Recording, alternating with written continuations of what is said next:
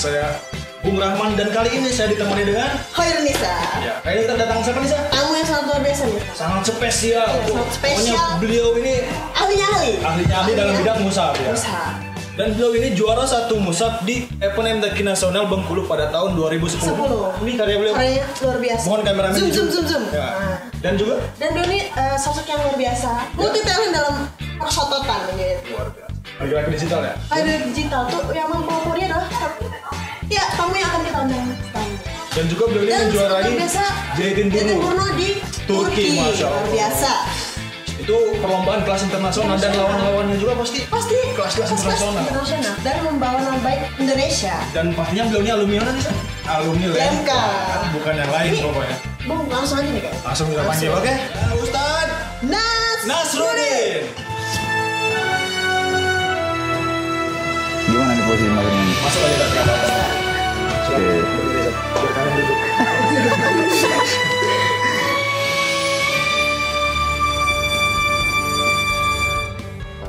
Apa kabar nih, Sa? Alhamdulillah baik. Alhamdulillah. Apa nih kesibukan-kesibukan Sa akhir-akhir ini?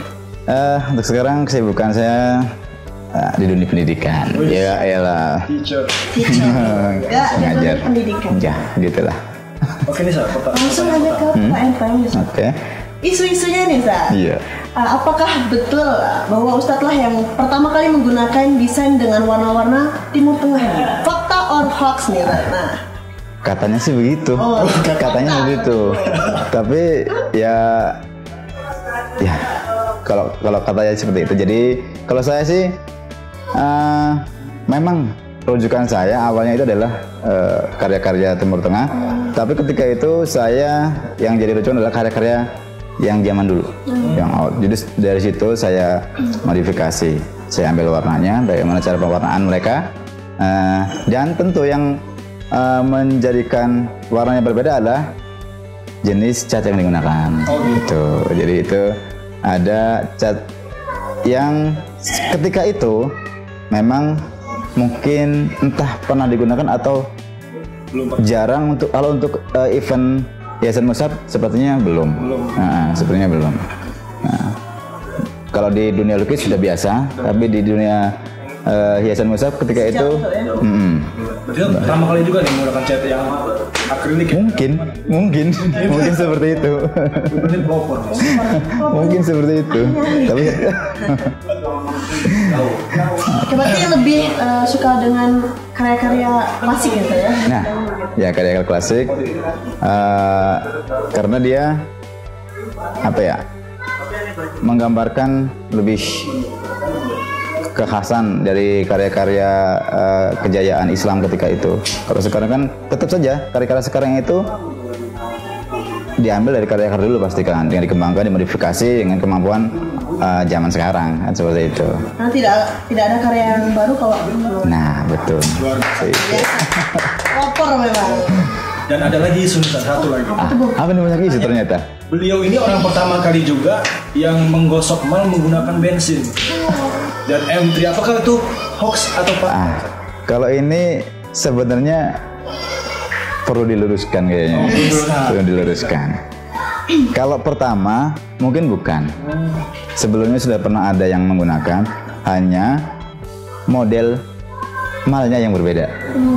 Kalau yang biasa itu hanya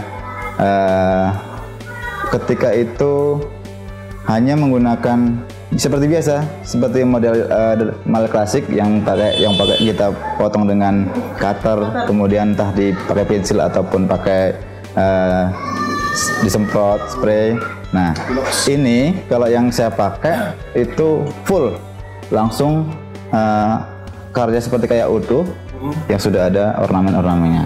Nah, bedanya di situ. Pengurangan. Tanpa pengurangan. Nah, bedanya di situ. Jadi pengembangan di situ tujuannya untuk menghemat waktu pengerjaan. Karena kan biasanya ketika kita membuat sebuah karya dalam kondisi lomba itu kan karena dibatasi waktu tentu kadang kita perkirakan waktunya itu kan. Nah, ketika ada blok yang kosong, ini kira-kira mau diisi apa sih? Oh iya benar. Nah, kemudian belum memperkirakan ini sentral atau enggak, simetris atau tidak. Tapi ketika sudah ada malnya, itu kita tinggal ikutin. Makanya kenapa saya menggunakan jenis catnya yang akrilik karena dia salah satu sifatnya adalah semi transparan gitu. Itu idenya dari situ. Selain pelopor, mata apa sih? Mempersiapkan segala hal dengan matang. Luar biasa banget. Pertanyaan selanjutnya nih. Ada ya, silakan. Karena berhubung Ustadz nih mengambil cabang mushaf, cara atau tips membuat desain mushaf itu seperti apa? Kalau hiasan mushaf sebenarnya saya ketika itu, terutama ketika karya ini ya, ini dimulai dari karya sebelumnya berarti tingkat provinsi. Dan itu saya ikut dengan terpaksa.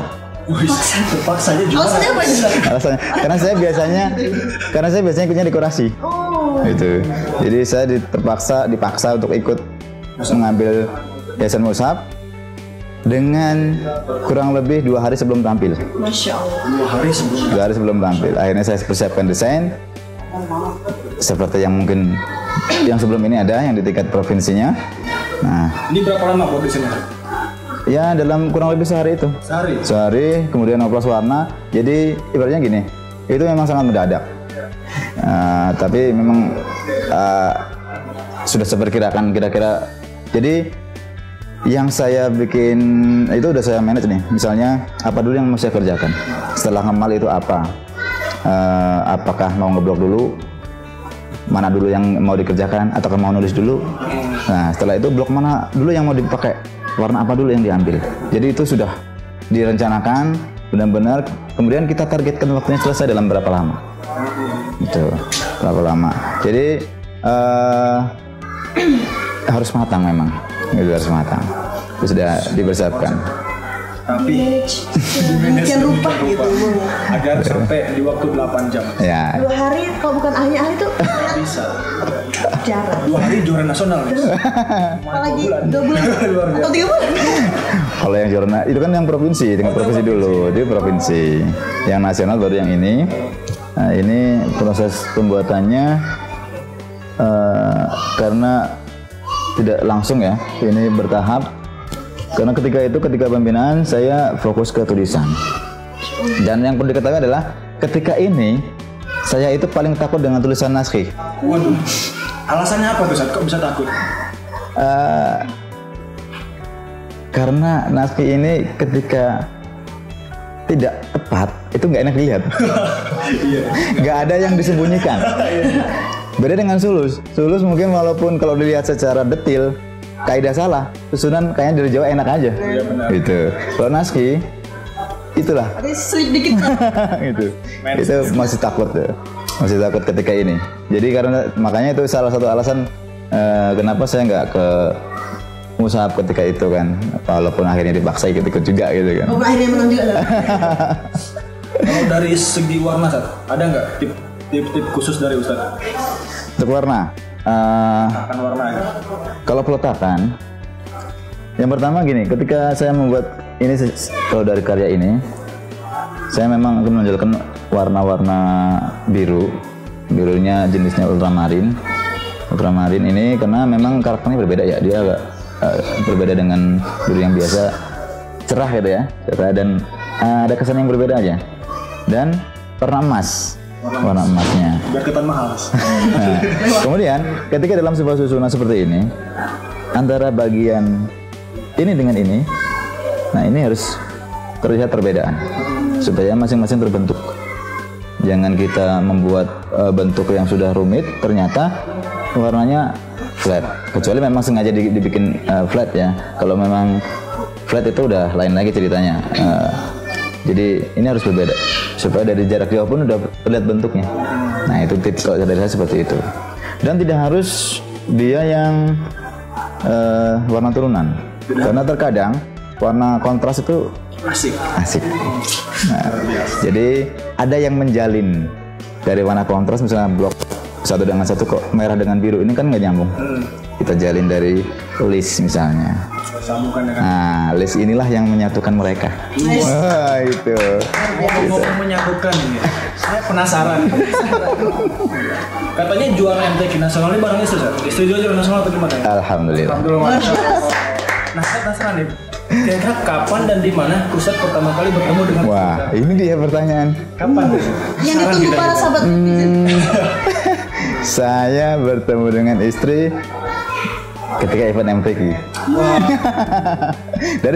dari kaligrafi juga mendapatkan istri. Bonus.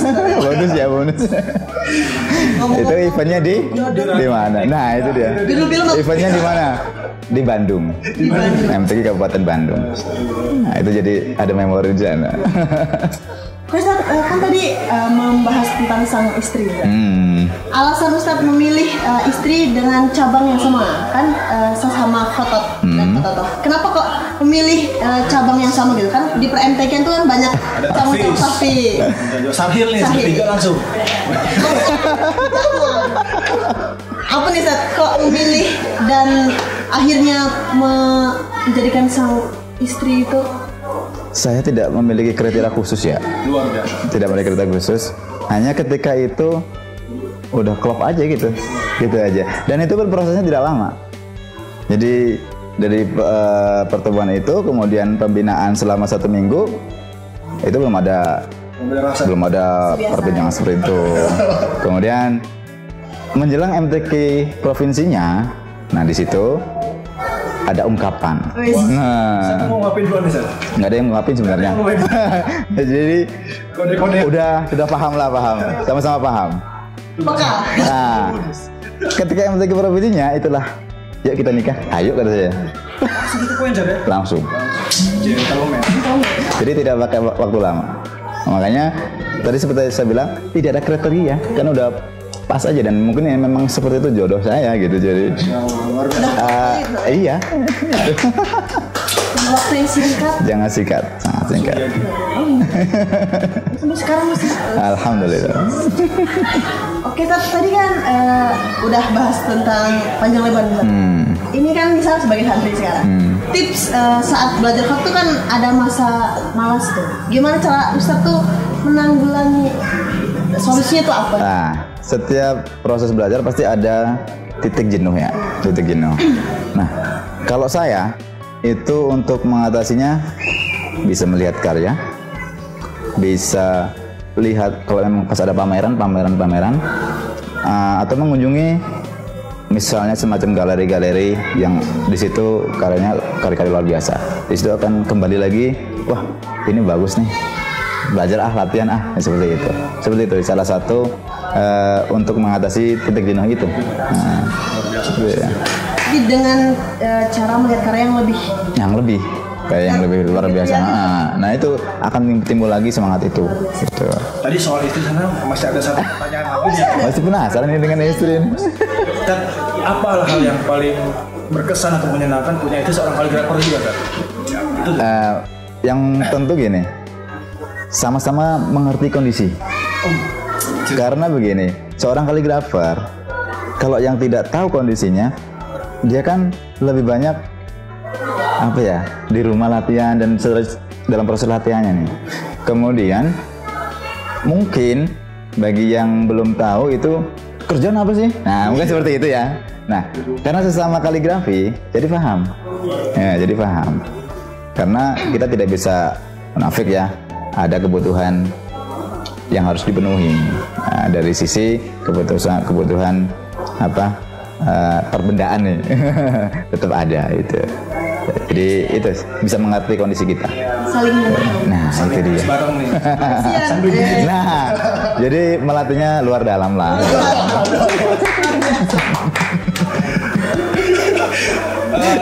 Di era modern Ustadz kan mempelajari kaligrafi digital. Untuk kaligrafi tradisional sendiri ada dampaknya nggak sih? Justru kaligrafi digital ini untuk menguatkan kaligrafi tradisional. Karena sekarang misalnya nih, kalau itu kita arahkan ke dunia komersil, banyak konsumen dia pengen lihat dulu konsepnya seperti apa, ya kan? Ini misalnya nih ada sebuah konsumen misalnya masjid kah atau gedung, desainnya bagaimana? Coba lihat. Nah mau tidak mau kita harus bikin. Nah kalau dulu mungkin masih bisa. Nih karya yang pernah kami buat di sini, contohnya ini fotonya sampel-sampel. Tapi sekarang kan justru mereka ingin langsung desainnya seperti apa, desain jadinya. Nah dan itu ada keuntungannya begini. Ketika nanti sudah jadi dan kita ikuti desain yang udah di ACC itu, dia ingin berubah, berarti itu ada perhitungan lagi, gitu. Konsekuensi penuh. Konsekuensinya jadi nih. konsumen. Gitu. Jadi bisa kita gabungkan itu antara kaligrafi manual dengan digital, itu tetap kita gunakan, kolaborasikan gitu. Sangat memotivasi untuk para sahabat yang gimana? Mudah-mudahan. Personalitasnya. Biasa. Oke, Ustaz. Ustaz kan tadi mempelopori lah kaligrafi digital. Kapan sih pertama kali mengenal kaligrafi digital itu sendiri? Kalau kaligrafi digital sebenarnya kan sudah tersebar luas ya, tersebar luas. Cuman kan kalau di Indonesia yang untuk disahkan dalam perlombaan yang dalam event MTQ, nah mungkin baru akan kita eksebisikan nanti. Dan untuk di MTQ Korpri, insya Allah sudah mulai untuk tahun ini 2020 ini, karena sudah eksebisi di tahun 2018 dan kebetulan saya yang tampil gitu. Jadi tahu progresnya kan gitu, karena ketika itu saya ditunjuk entah dengan alasan apa itu kan menunjuk saya yang tampil dengan teman dari Depok, itu berdua tampil gitu. Oke, Bang. Iya. Kalau dalam kaligrafi digital itu saat di perlombaan MTQ itu kita menggunakan berapa software? Apa hanya satu atau? Kalau untuk software tidak dibatasi. Tidak dibatasi. Dan tidak harus pakai software apa, tinggal familiar dengan apa. Itu dengan familiar apa? Apakah Corel Draw, Photoshop, Illustrator dan yang lain-lain, ataupun mau yang software 3D atau 4D, silakan kalau memang waktunya mencukupi. Gitu. Jadi tidak ada batasan. Kalau dalam segi tulisannya itu kita tulis tangan dulu baru kita scan, atau memang kita udah persiapkan dari jauh-jauh hari gitu? Nah, karena ini targetnya adalah khotot yang melek digital, nah, maka dalam salah satu peraturannya itu berbeda dengan kontemporer yang justru hotnya bebas. Kalau ini hotnya harus berkaidah, supaya tujuannya yang ikut itu juga orang-orang khotot. Nah, yang itu adalah para khotot, bukan orang-orang yang dia hanya pandai editor ataupun desainer yang tidak mengerti khotot. Nah, itu targetnya ke situ. Makanya kita belum tahu bagaimana perjalanannya nanti, tapi yang sudah dirancang adalah peserta ini menulis ayat di situ dengan ayat yang sudah ditentukan di situ. Tujuannya adalah bahwa benar-benar dia adalah karya dia sendiri, itu karya dia sendiri itu. Nah, tinggal nanti dikembangkannya terserah gitu, mau modelnya seperti apa gitu. Motivasi. Oke, untuk pertanyaan terakhir, Ibu. Ada pertanyaan terakhir. Kan dari berbagai macam hal nih, ada konten, naskah, dekor dan naskah digital. Yayasan Musab. Oh, Yayasan Musab. Mana yang menurut Ustadz ini paling nyaman untuk Ustadz ikuti coba? Saya semuanya sudah pernah. Yang paling nyaman mana ya? Tapi memang saya kalau untuk berkarya lebih suka yang model-model hiasan Musab ya. Musab. Walaupun saya lomba itu lebih banyak di dekorasi. Lomba itu lebih banyak di dekorasi, dari awal itu lebih sering dekorasi. Baru ya tadi yang saya ceritakan, Musab itu karena dipaksa. Tapi ketika berkarya, saya lebih banyak berkarya model jenis-jenis hiasan Musab. Hiasan Musab dan sejenisnya lah, pokoknya iluminasi seperti itu. Nah, itu yang karena apa ya, tingkat kedetilan lebih suka saya ke situ. Pemikir. Sangat memotivasi dan luar biasa. Masya Allah. Kayaknya sudah lama ya, Mas. Udah akhir ya. Silahkan tutup. Bung dulu. Semoga apa yang Ustadz Nasruddin tadi jelaskan bermanfaat untuk kita semua. Amin. Dan bisa Memotivasi. Apa deh? Memotivasi. Memotivasi kita untuk bisa lebih baik lagi. Amin. Untuk para sahabat LMK Media yang selama ini ada pertanyaan-pertanyaan yang mungkin belum tercurahkan dan ingin menurutkan siapa sih narasumber yang wawancara selanjutnya, bisa langsung like, komen, dan subscribe, dan jangan lupa bunyikan tombol loncengnya. Untuk Ustadz Nasruddin, semoga terus berkah dan Apakah ada bahagia. pesan-pesan buat Pesan-pesannya untuk para sahabat Indonesia? Kalau untuk pesan untuk seorang khotot itu ruang lingkupnya sangat luas. Tinggal bagaimana kreativitas kita mau diarahkan kemana, kemampuan kaligrafi kita. Yang pandai digital sekarang memang dunianya, yang dia pandai di kayu silahkan gunakan karyanya untuk entah pahat dan yang lain-lain, yang di kaca, stainless dan lain-lain, semua media itu bisa dijadikan sebagai media untuk kaligrafi. Nah, jadi tidak ada kata kaligrafi itu ketinggalan zaman. Oke. Luar biasa sekali. Terus Wijaya.